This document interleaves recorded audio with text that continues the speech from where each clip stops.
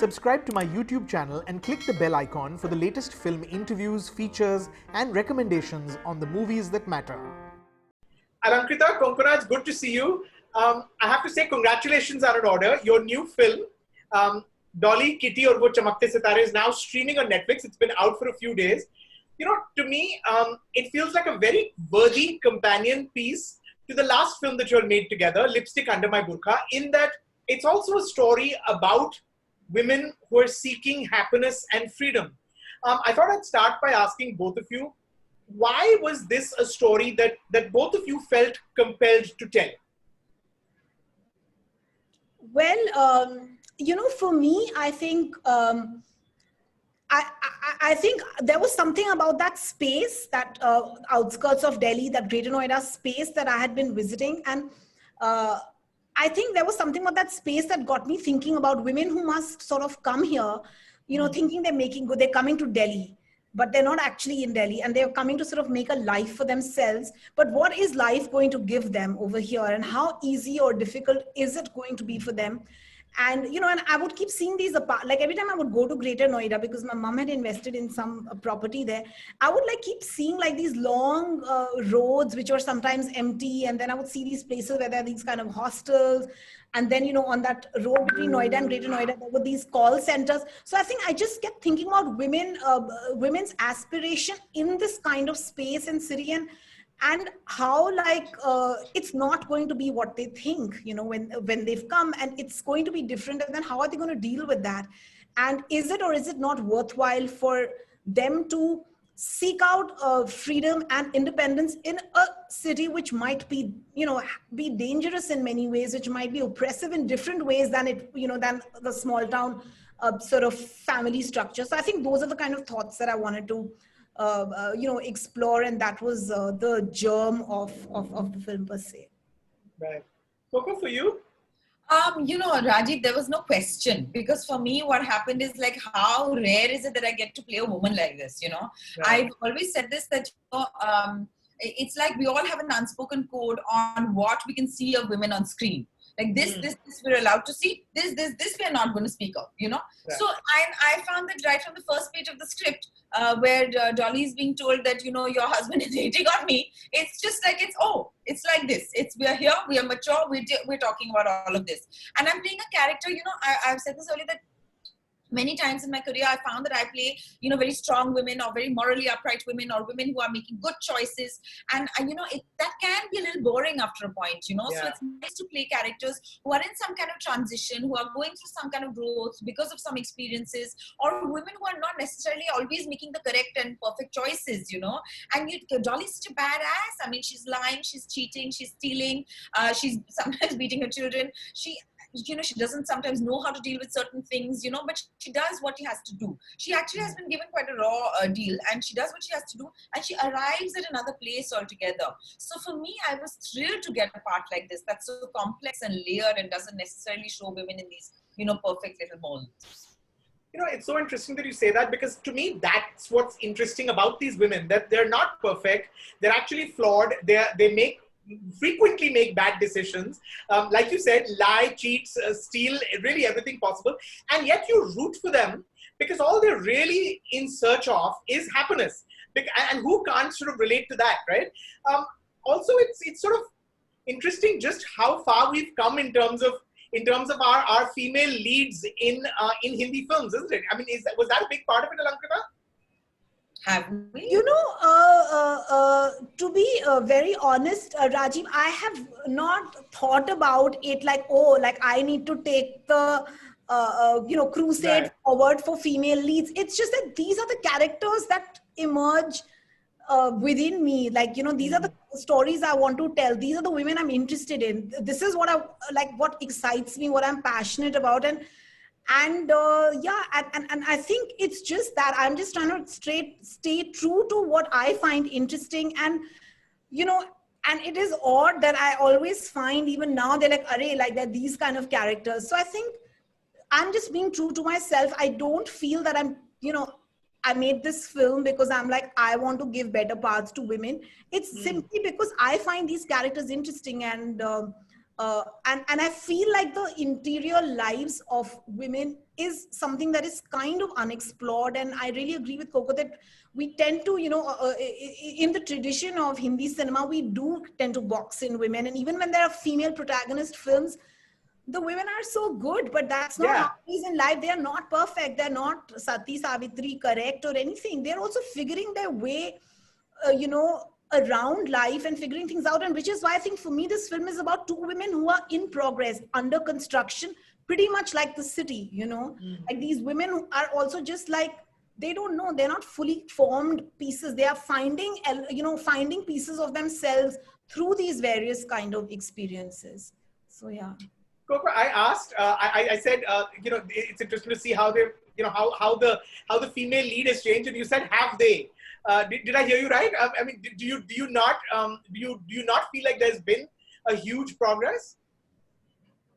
Actually, maybe I shouldn't have said that, because it's not like I'm really watching a lot of the Hindi films that are being made. I do watch, some here and there. So like, for example, Thappad was one such film where, we actually dealt with, an important issue. But by and large, I mean, you're saying this, we've come such a long way. I mean, I feel like, have we come such a long way, or has Alankrita come such a long way? And thank her, then therefore, I mean, I don't know. And honestly, it's like, I mean, right, at this point, I'm like, it's okay. I don't really, I'm not really interested in either, in what, the industry is doing. Are they doing the right things? Are they bringing forward? It doesn't matter. Like, Alankrita said, I am also interested in doing what I find interesting, what I find worthwhile. And I'm very lucky to, have this good working equation with Alankrita, and that I've been given this role.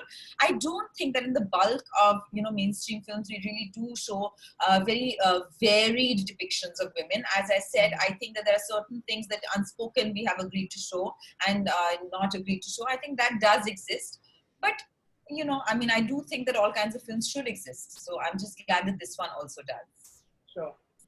Coco, one gets a sense of Dolly from that crackling opening sequence. Actually, they're at both the sisters are on this ride in an amusement park. And like you said, I mean, Kitty, and I feel like we can talk about it now. The film is out and it's the trailer. So. It's in the trailer, correct? And Kitty says that your husband has been hitting on me, actually has been behaving inappropriately. Actually, the word she uses is trying to have sex with me. I mean, she says it she gathers up the courage to say it. And Dolly's reaction is beautiful, because she makes excuses and she kind of dismisses her. And that she knows it's true, but she doesn't want to accept it. She doesn't want to face up to it. How do you get into the head of person, Coco? How does one get into the head of that woman who's, I don't know if she's living in denial or she's in denial in that moment because she doesn't want to accept it to her sister. But I think that Alankrita made that really easy for me, or at least made that easy for me because, like I always say, her script is very well written and very well fleshed out, the characters. So, you understand the context, you understand the motivation. And then, of course, other than that, one has also done, workshops with Atul Mongia, with Bhumi, etc., to really get into the character, to understand it. So one thing which I got from Alankrita, and then I also discovered, is that, Dolly is living a very prescribed life. It's like she has understood from society, ki, bhai, I have to get married, I have to have children, I have to have a job, I have to have a car, I have to have a house. So she's like, chalo, all this I'm doing. But she has forgotten to ask the question that, is it pleasing me? Am I happy with it? Is it really what it seems like from the outside? And is it important to ask these questions? She has not asked us. So what has happened is that she's very distracted. She's very hectic with all these other little distractions, like it's so beautifully depicted in that roller coaster opening scene where Kitty's telling her all this and she's like, oh, bubbles, So I love this kind of insane energy, and she had that, laugh like, what's happening? This kind of feeling which I found very enjoyable to do, because it's somebody who has no stillness or reflection or introspection, who's just doing this. Because this is what is expected of her.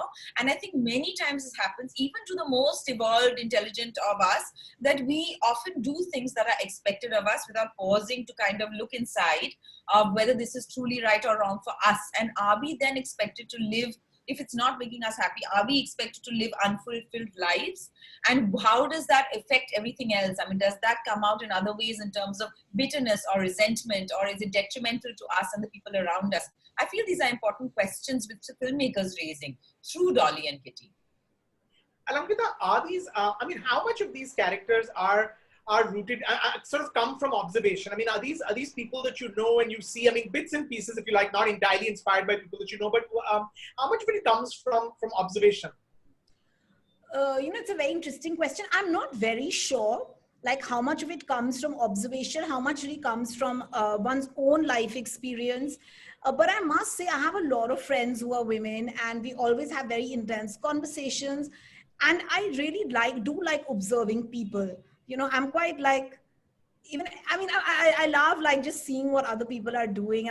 Got a weird stalker type vibe. So like so I think one doesn't know, because I think there are a lot of things one sort of takes, and I also have read a lot, so I just feel there are various kind of things that that go into forming a character. I can't quite say that this is from one a particular person or not, but I must say that I have been a bit inspired by Ibsen's play of a doll's house for Dolly's character, a little bit like that person who's a bit very chirpy and very much almost like a bird. Like she's so excitable and chirpy, and then as things progress, she faces up to how she's living her life. And I think with Kitty, I really wanted to explore this whole idea of moral ambiguity, and I do feel that women, when you have money, you will make very different decisions.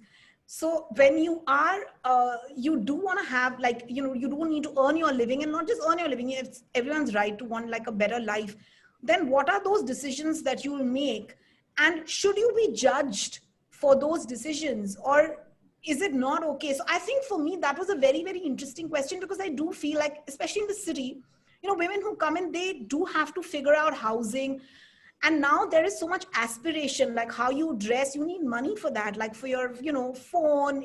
I don't know. So I just feel like that was something that I really did want to explore through Kitty's character, that, how do you make your life in the city? And is it not going to push you into a morally ambiguous area? And if it throws you there, what are you going to do? Can you hold on to that earnestness, or are you going to be like, no, let me make the most of my life in this moment, which is what Kitty does. So I think these are the kind of things I wanted to sort of explore. Can you talk about directing both the actresses? Because you'd of course already directed Coco. Bhumi, you hadn't. What were the sort of conversations, and Coco, maybe you can jump in as well, what were the conversations that you all had going into the film? Were there references? How did you set a tone? So I think, of course, with Coco, I'd already worked before. So we are friends as well. I had met Bhumi a couple of times, but I didn't really know her. But what was lovely was that, she immediately bought into Kitty's world, and she understood Kitty very instinctively, like this young girl who's trying to sort of make a place for herself. So we did spend a lot of time. I think, we spent a lot of time talking, and I think, with the Coco as well, I think like those conversations that we had initially, where we would read scenes and sort of discuss, those are very helpful. And I always really like to do workshops with the actors, and honestly, and I always say that those workshops, though they are they're actor workshops, those workshops are essentially for me to kind of graph out the performance of the actor, so that I'm better prepared when I'm on set. So I think that was also very, very helpful in breaking down, who Kitty is.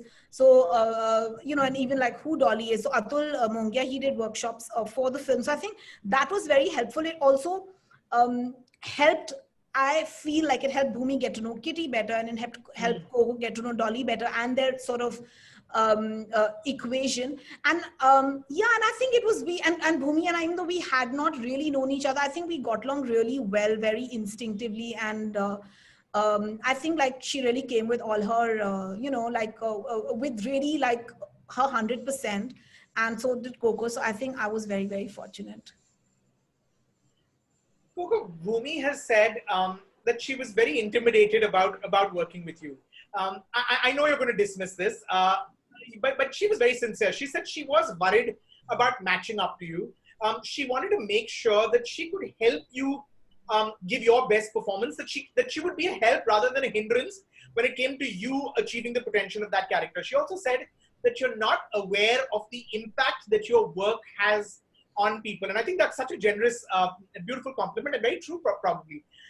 What was she like to work with, Coco? Because I feel like some of the best scenes in the film are really the ones between Dolly and Kitty, because they're at each other's throats. They're kind of, undermining each other, contemptuous sometimes. But you can see that what they're doing on some level is really enabling each other. What was she like to work with, Bhumi? I have to say that, it was pretty much like that in real life as well.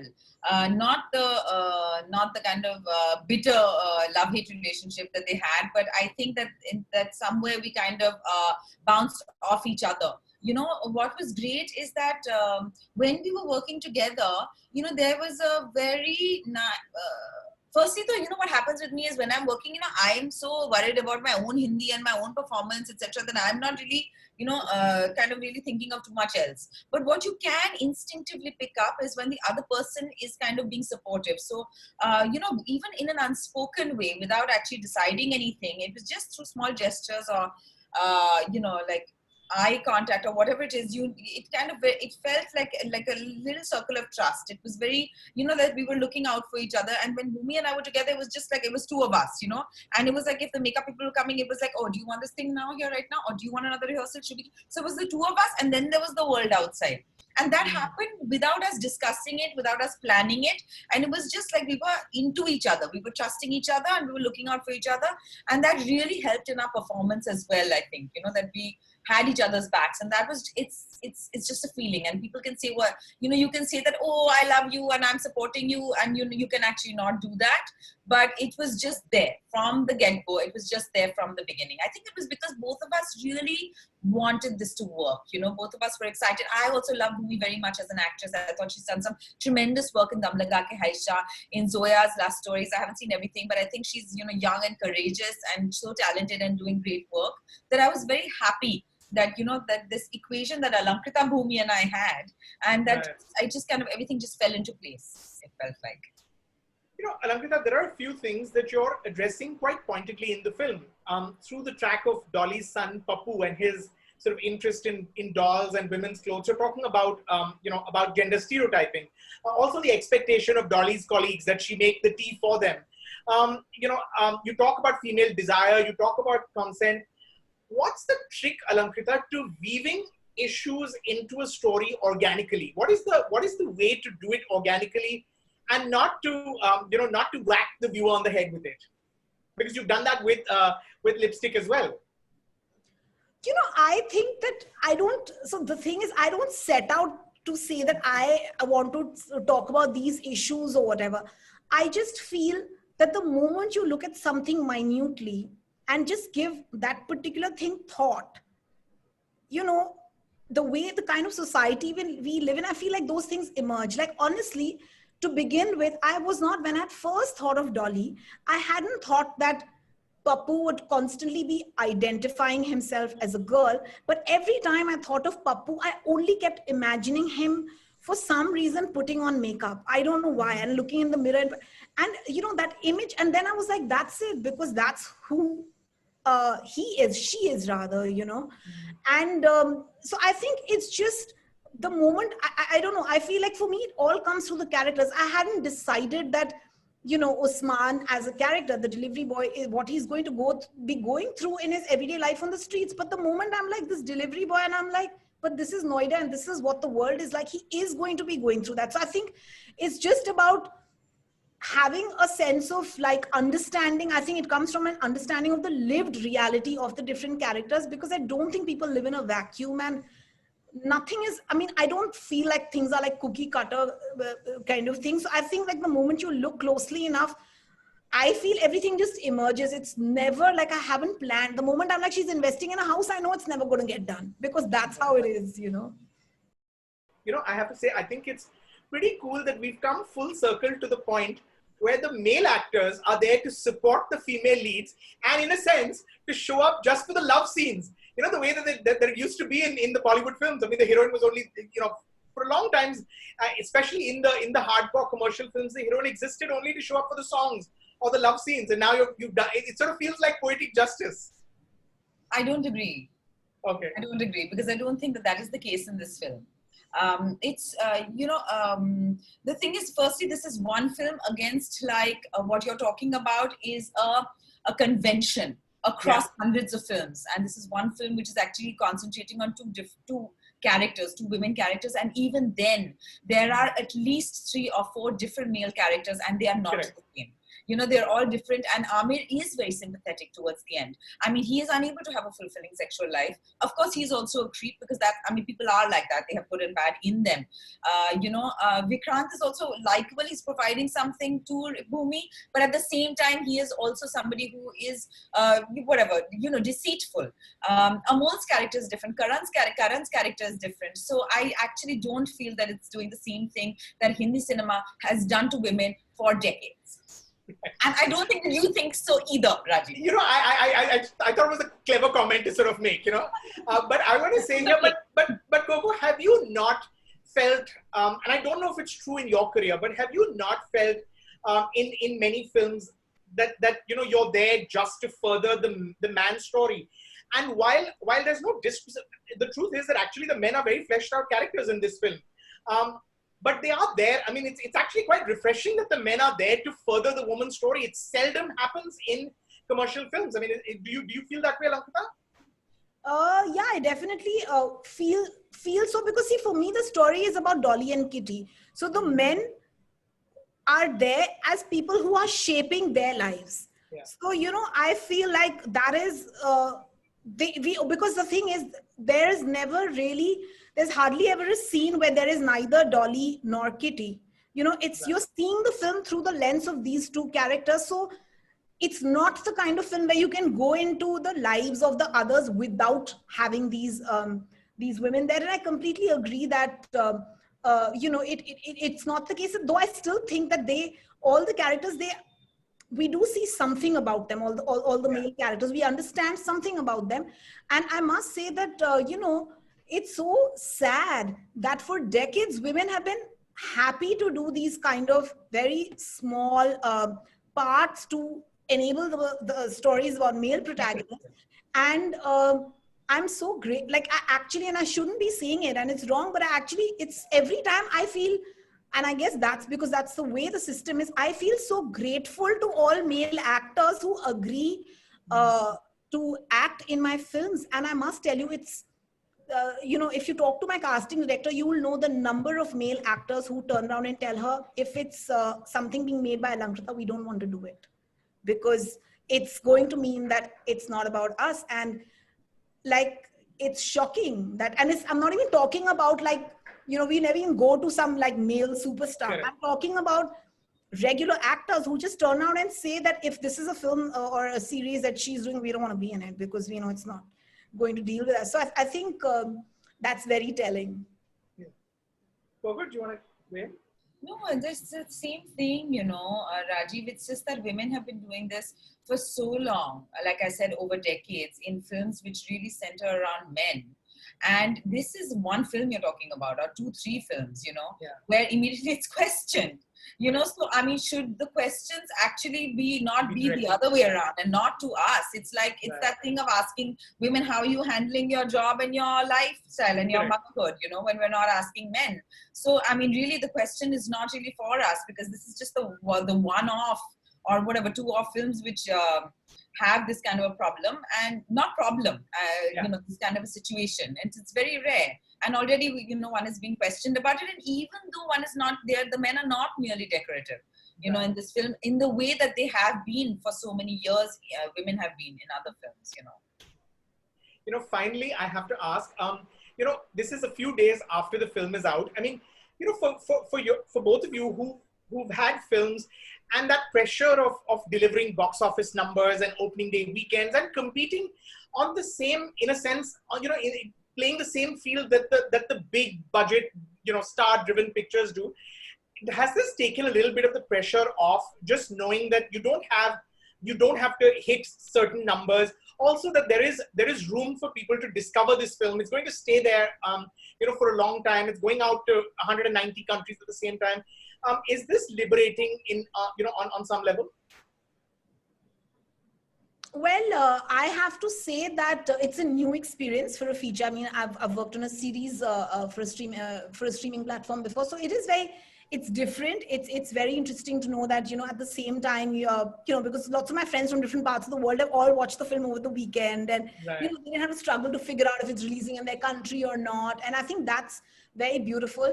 But at the same time, I would like to say that you know I don't want the commercial theatrical space to become a place where you're like, oh, for women, you go to streaming, or Right. for alternative smaller films, you go to streaming, and you let this space now be for us. I feel like I'm very happy to compete on all on all forms of the medium, like whatever, it doesn't matter. But I do feel that just because the streaming space is more liberating doesn't give anyone the license to be like, now you stay out of the other space. I think we should be striving for that equality on streaming platforms as well as on big screens, and that's how I feel. And yeah, that's what I want to say. Okay.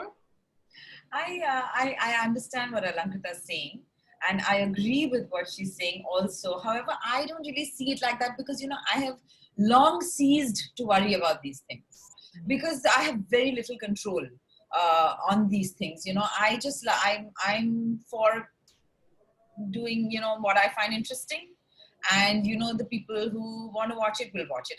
I have come to a more kind of individualistic space now because like, what can I say about big players, big money, distribution? I don't even fully understand. I don't really have any huge stakes in it. I wish it wasn't the case. Of course, it would be fantastic if things which are alternative also could it would be great to have an even playing ground for everyone. But having said that, I want to do interesting work and I want people to watch my work, regardless of how and where. Congratulations. It's a lovely film. It's now streaming for everyone that's watching this interview that hasn't watched the film. Dolly, Kitty or Woh Chamakte Sitare is now streaming on Netflix. Thank you, ladies. Lovely film. Congratulations. Can't wait to see what you do next. Lovely to talk to you as always. Thank you. Thank you. Thank you, Rajeev. So lovely chatting with you. Thank you. See you soon. Bye-bye. Bye.